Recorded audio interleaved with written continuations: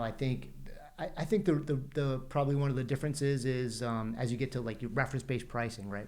Which is obviously the one of the things that's kind of making its way in the world, right? And it's the same way. There's different pockets of that. There's spaces in the country where that's going to work really well because there's enough hospitals and enough facilities around to kind of be able to fly under the radar. And then there's going to be other spaces where there's one hospital in a 100-mile radius and they're not going to take it. And so, you're not worried about balanced billing. You're worried about the hospitals turning patients away, so it's a whole different problem.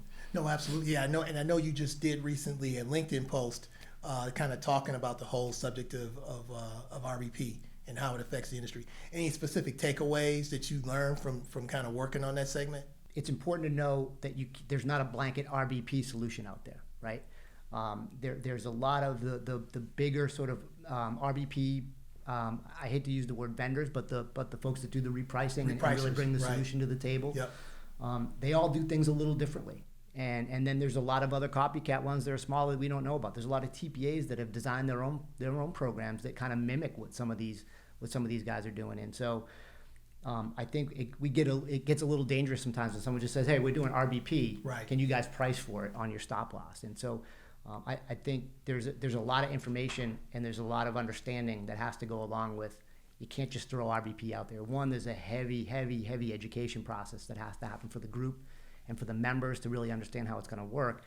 And then also the broker and the producing partners that are bringing it to the table, they've really got to understand what they're bringing and what their RBP partners are going to provide for solutions along the way with it.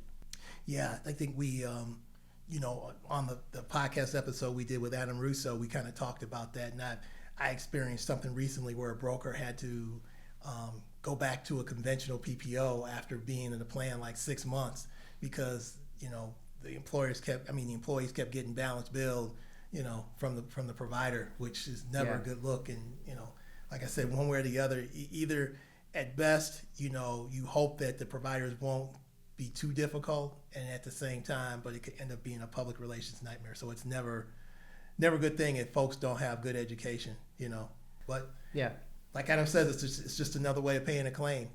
Folks just got to get ready for whatever's coming down the pipe next. So, and especially with the transparency rules. Right. But if that education process was there on the front side, they maybe don't give up in 6 months, and they it's not a big surprise to them that this happened, right? Nope. So they've been ready to dig their heels in and deal with those problems because they were expecting them. Right. But yeah, I mean, you don't get anything out of just like being self-funded in general, right? Exactly. You get nothing out of it if you only try it for 6 months or 1 year. It's really it's a bit of a long-term approach. Yep. You've got to get ready to kind of take it on. Yep.